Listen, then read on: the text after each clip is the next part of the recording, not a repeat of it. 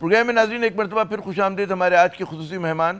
محترم انوار الحق کاکڑ صاحب، سابق نگراں وزیر اعظم پاکستان۔ کاکڑ صاحب، وقفے پہ جانے سے پہلے یقیناً میں آ رہا ہوں بلوچستان کے اوپر، مجھے پتہ ہے یہ جو موضوع ہے آپ کے بھی دل کے قریب ہے اور میرے بھی، لیکن یہ جو کہا جا رہا ہے کہ جی پاکستان کی سیاست بند گلی میں ہے، اور بعض افراد کی طرف سے تجویز آئی ہے کہ جی کوئی قومی حکومت جو ہے وہ غالباً اس کا علاج ہو سکتا ہے۔ مفتاح اسماعیل صاحب نے یہ بات کی، فواد چودھری یہ بات کر رہے ہیں، آپ کیا سمجھتے ہیں کہ کیا قومی حکومت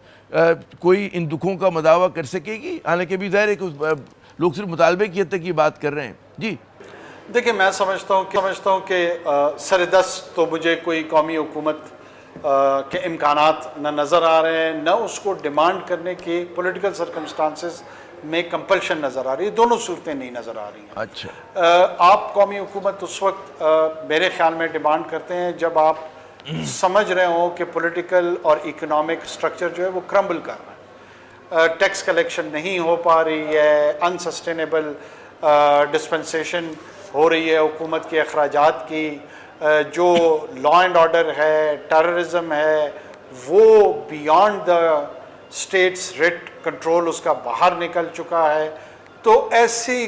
ایمرجنسی کی سچویشن میں سمجھتا ہوں کہ آپ کہتے ہیں کہ جناب یہ سرکمسٹانسز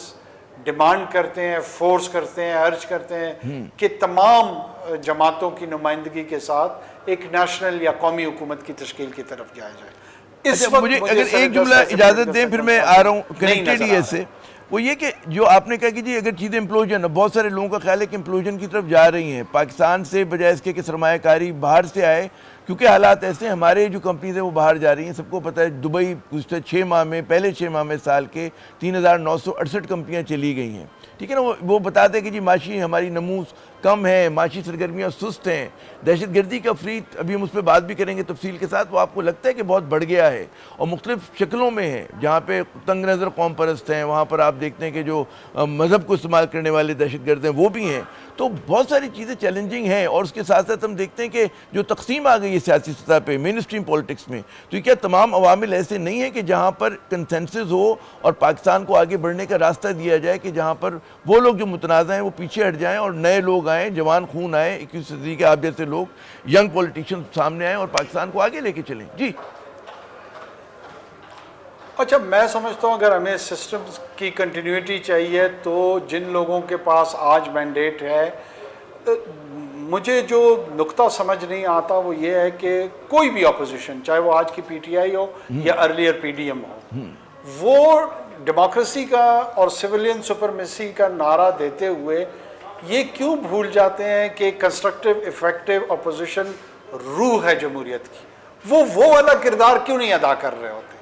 اگر آج آپ ایک ویجیلنٹ اپوزیشن کا کردار ادا کریں گے تو وہ گورنمنٹ ان دا ویٹنگ ہوتی ہے۔ اگر ایسے سچویشن آتی ہے، بہت سارے ممالک میں آپ ارلی الیکشنز کی طرف چلے جاتے ہیں اور ایسی ڈیموکریٹک ٹریڈیشنز وہاں پر موجود ہیں، بجائے اس کے کہ ہم تمام کو اکٹھا کریں، ایک اکنامک پالیسیز میں شرق میں جانا چاہتا ہے، دوسرا غرب میں جانا چاہتا ہے، یا تو ان میں کوئی تفریق ہی نہیں ہے۔ یہ تفریق صرف ذات کی حد تک ہے، ذاتیات کی حد تک ہے۔ کبھی کہیں پر شہباز شریف صاحب وزیر اعظم ہوں گے، کہیں پہ عمران خان صاحب ہوں گے، یا بلاول صاحب ہوں گے، یا ہم جیسے لوگوں کو موقع مل جائے گا۔ بڑی اہم بات کی آپ نے، یہ کہا کہ جی اپوزیشن جو ہے گورنمنٹ ان ویٹنگ ہوتی ہے اور اس کو کنسٹرکٹیو کردار ادا کرنا چاہیے، بالکل درست کہا آپ نے، لیکن اب یہاں پہ شکایت ہے کہ جی اپوزیشن کو تو کردار ادا کرنے نہیں دیا جا رہا، وہ جلسہ جلوس نہیں کر سکتے، وہ لوگ جو ہیں مطلب ہے ان سے کبھی سمبل لے لیا جاتا ہے، کبھی ان کی پارٹی کی حیثیت کو تسلیم نہیں کیا جاتا، تو مطلب دنیا میں جو اپوزیشن ہے نا، جی دنیا میں ویسے جو اپوزیشن ہے وہ شیڈو کیبنٹ بناتی ہے، وہ اکنامک پالیسیز پہ بات کرتی ہے، وہ پولیٹیکل ریفارمز پہ بات کرتی ہے۔ یہ واحد ہمارے وہ اپوزیشن کو جو اس کا اصل کام ہے اس سے ہٹ کے جلسہ جلوس، ڈنڈا، ایجیٹیشن، اسی کو ہی وہ اپوزیشن کی روح سمجھتے ہیں، جو شاید سیٹل ڈیموکریسی میں ایک بہت بڑی رکاوٹ ہے جس کی طرف ہم نہیں جا پا رہے ہیں۔ اپوزیشن صرف جلسہ، ڈنڈا، جلوس اور ایجیٹیشن اور غصہ نکالنے کا نام نہیں ہے۔ اپوزیشن جب گورنمنٹ ان ویٹنگ ہم اس کو کہتے ہیں، وہ الٹرنیٹ پلان پیش کر رہا ہوتا ہے کہ آپ کی انرجی پالیسی میں یہ کوتاہیاں ہیں، آپ کی جو ہیومن اسکل چلے ہم اس موضوع کو یوں کنکلوڈ کرتے ہیں ہم اس موضوع کو یوں کنکلوڈ کرتے ہیں کہ حزب اختلاف اپنا وہ کردار ادا نہیں کر پا رہی جو اس کو کرنا چاہیے، اسی طرح حکومت بھی وہ کردار ادا نہیں کر پا رہی جو ایک پارلیمانی جمہوریت میں اس سے تقاضا کیا جاتا ہے. تو یہاں پر میرے اور آپ کا ایگریمنٹ ہو جاتا ہے. بات ہے بلوچستان پر کہ ہم دیکھتے ہیں یہ جو تازہ لہر آئی بلوچستان میں، بڑے منظم قسم کے جو ہیں حملے ہوئے اور مختلف حصوں میں بیک وقت ہوئے، کیا وجہ ہے اس کی؟ کس طرح سے ریڈ کر رہے ہیں آپ اس کو؟ جی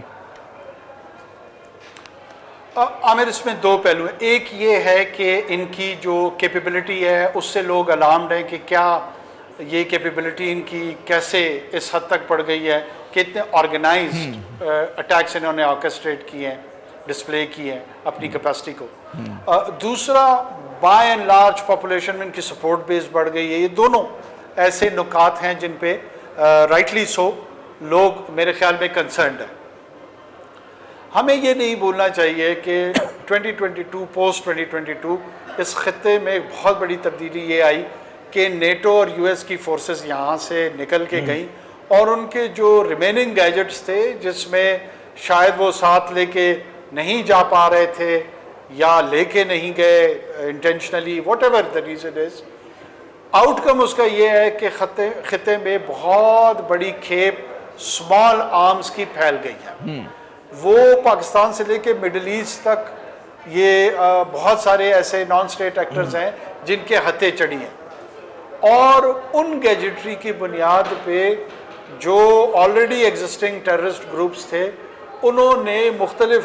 ریاستوں کو، مختلف مملکتوں کو چیلنج کرنا شروع کر دیا ہے، جس میں بلوچستان کے صوبے میں بھی آپ کو اور خیبر پختونخوا میں اور بلوچستان میں جو ٹی ٹی پی کا چیلنج ہے دونوں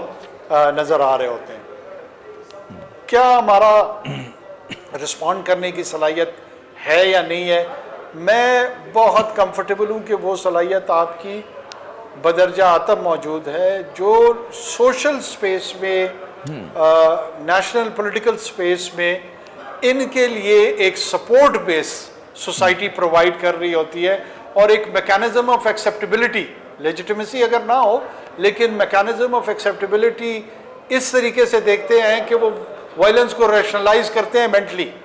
وہ کہتے ہیں کہ جناب ڈپرائیویشن ہے، لوگوں کو اپرچونٹی نہیں ہے، ریاست کا ایسا رویہ رہا ہے، لہٰذا